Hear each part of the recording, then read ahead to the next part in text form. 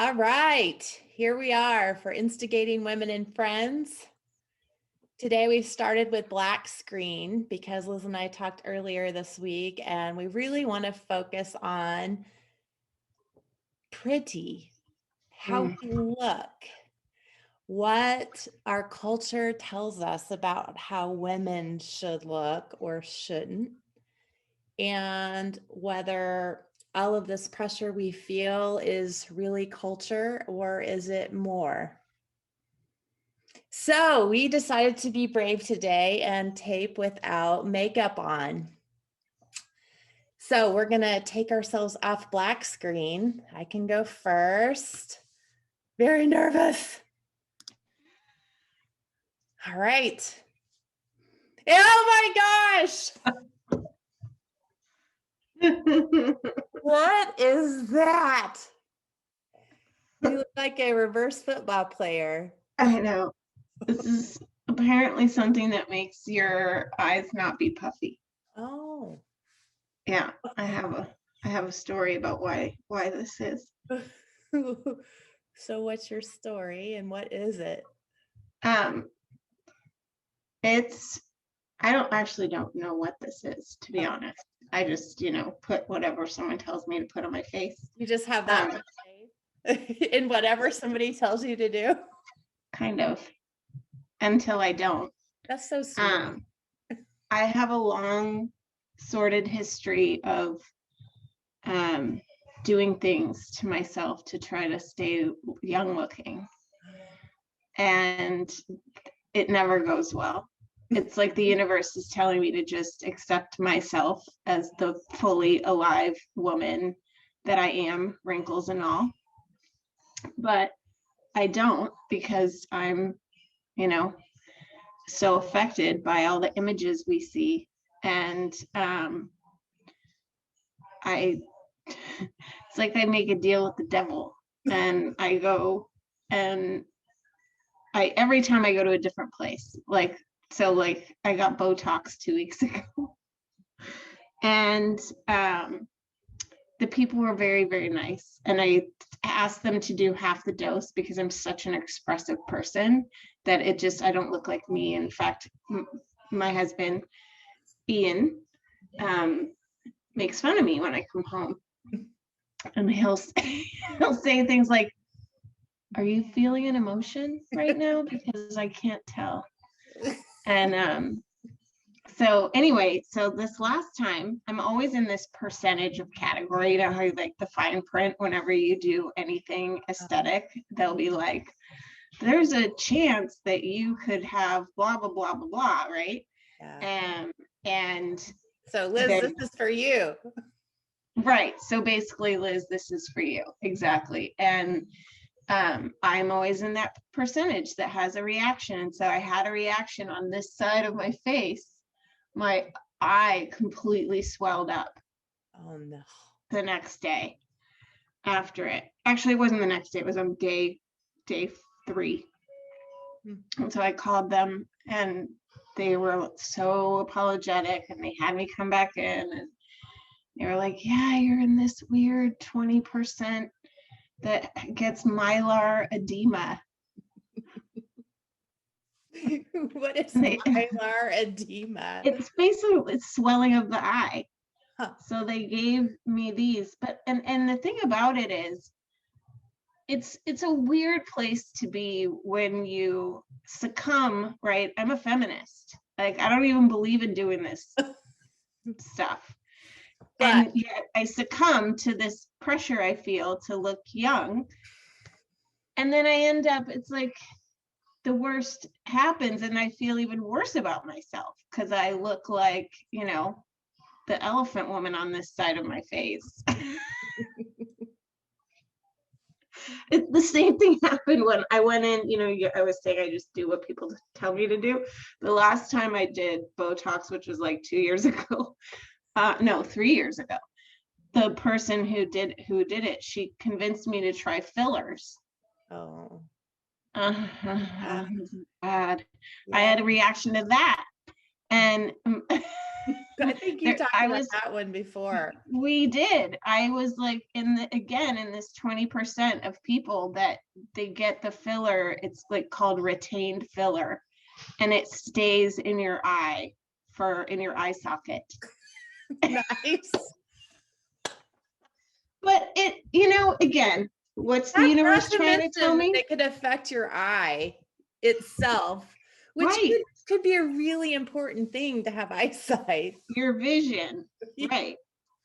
It could affect your vision. But you know what? I think the thing that was the most disturbing in all of this, and it's just really gotten me thinking and why I wanted to talk about this today, is the intake form I filled out this last time. I thought it was a joke. I thought it was like somebody was punking me, because they ask you to say, why am I here? What are my goals? And I swear that one of the choices was look like Britney Spears. One of the choices was I want to look perfect. I want to look perfect. That was one of the choices, Gwen.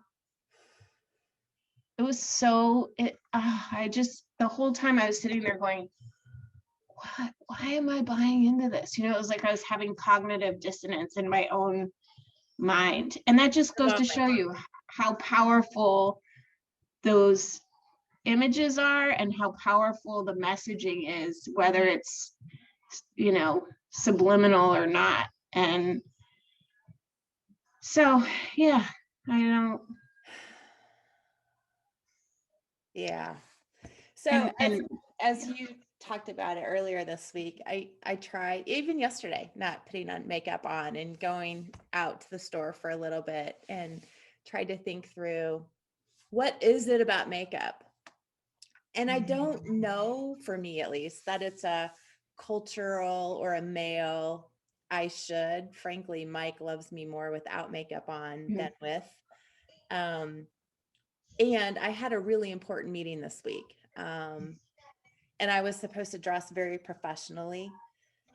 And so I did put makeup on, of course, but just light. But I also found myself adding some perfume. And I thought, well, that's interesting, because that had nothing to do with how I looked, nothing to do with makeup. No one on a video screen could tell how I smelled.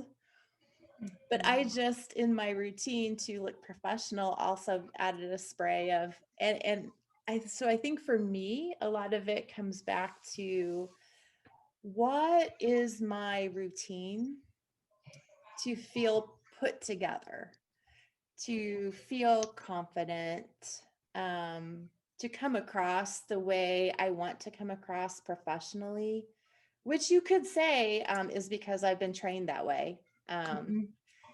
So that's very possible. Yet for me, maybe it's putting on a uniform, or maybe it's putting on my armor. I'm not quite sure. You had me thinking about that, about that armor piece. And that, I think what it comes down to is our outward appearance is connected to our inner self-talk, and that's the thing that I think finally got to me, that led me to go do it again, right? Again, the fourth or fifth time I've done this, and the outcome is not what I was hoping for. In fact, it's worse than I felt before I went in.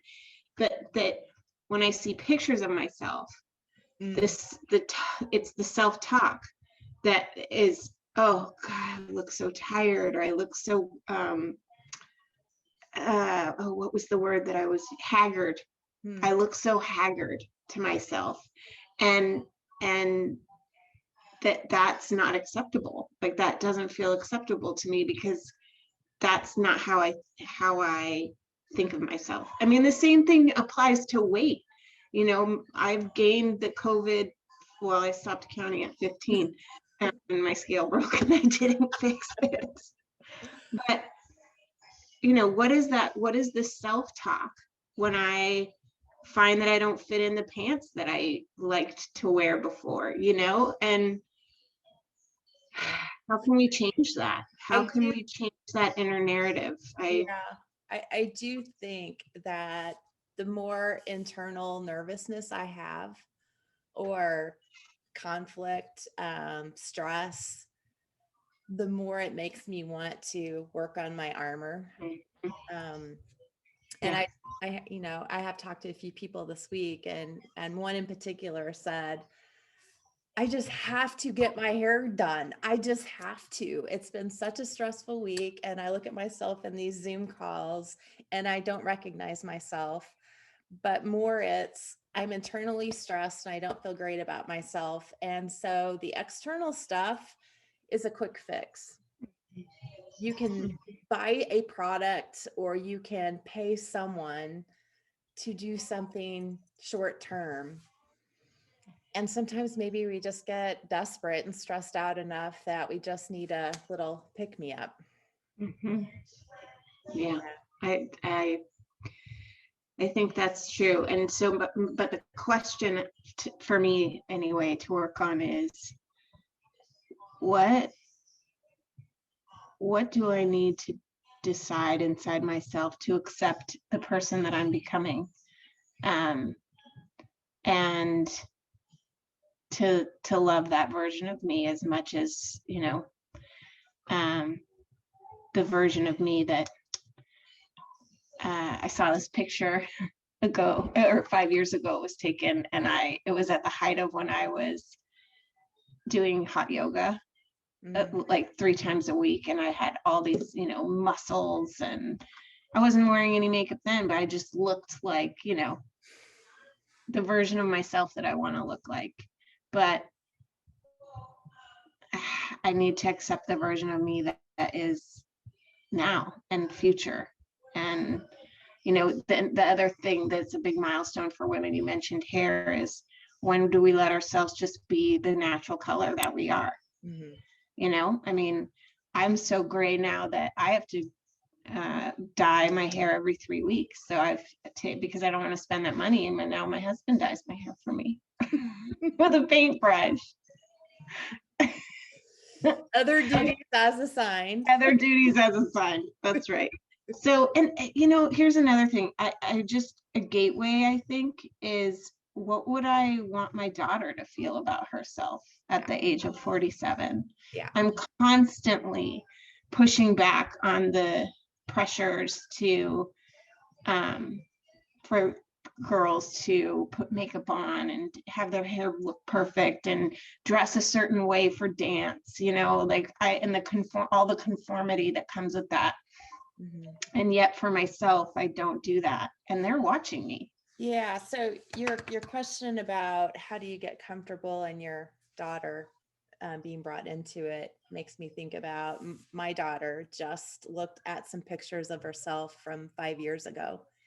And she said, oh my gosh, I thought I was so weird back then. And I thought I was just, so pudgy and I didn't like my hair. And now I'm looking at these pictures and I was so cute. And I said, yes. And remember that when you're 25 and then you look back at these pictures of you today, because today I hear you saying, oh, I'm not strong enough. And I wish I had abs, I wish I had abs and I wish my hair were longer. And I said, and when you're 25 and you look back at today, you're going to go, what was I thinking?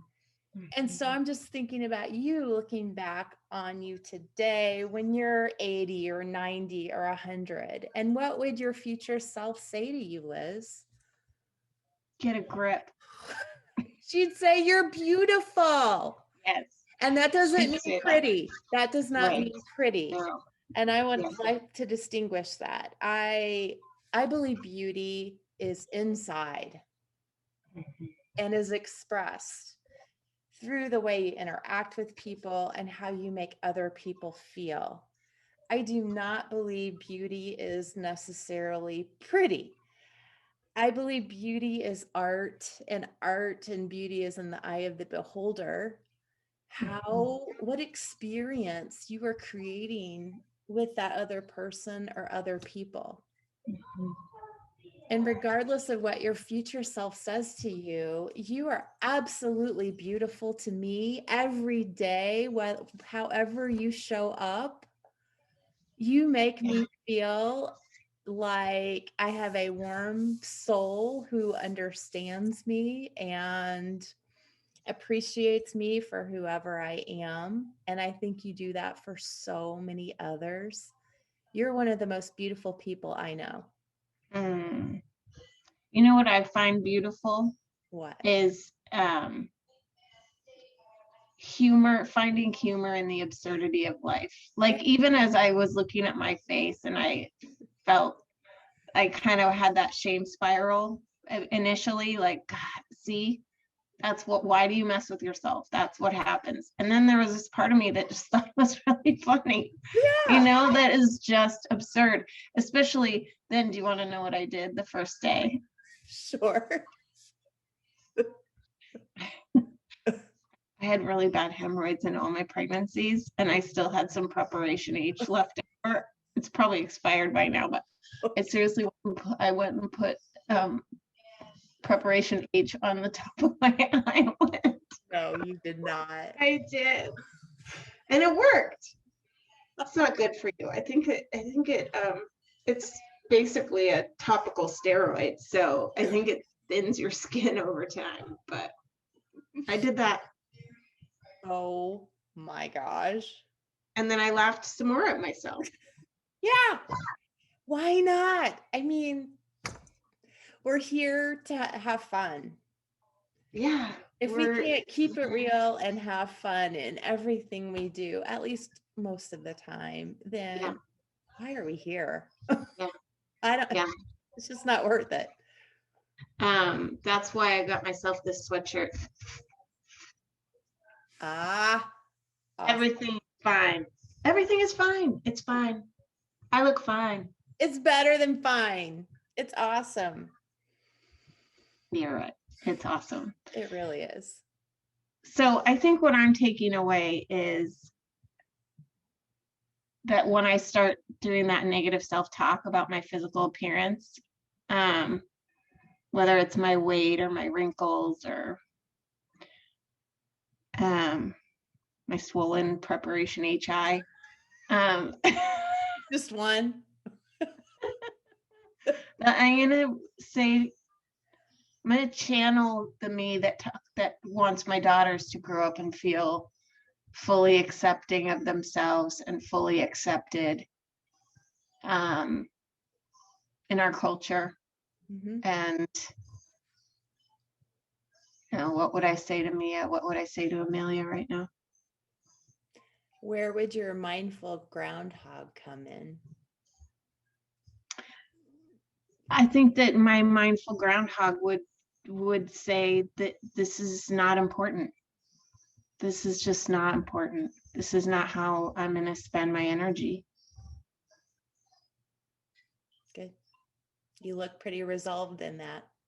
How would you know? Because my forehead won't move. So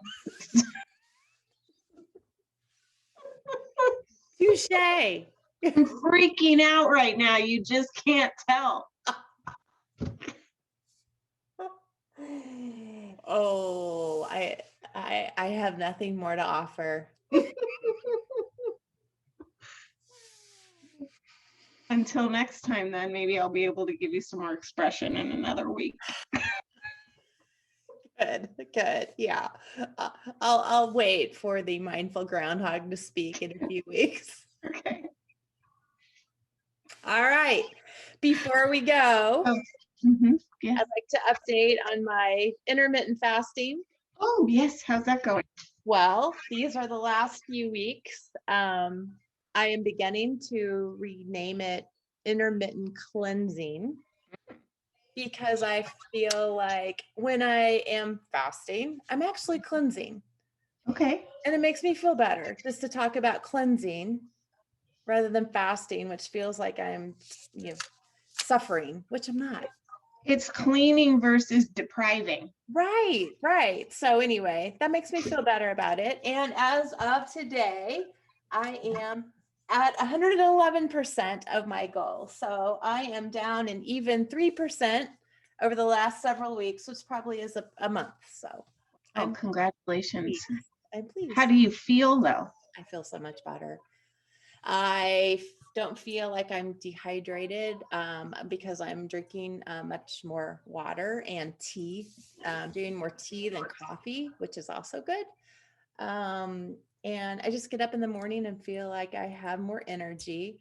And because I think I have shifted it from fasting to cleansing, I'm watching more what I eat Mm. than just looking at the number of hours of time in between what I eat. So I have tried in the last 2 weeks to really back away from as much processed stuff as possible, although it's nearly impossible not to have.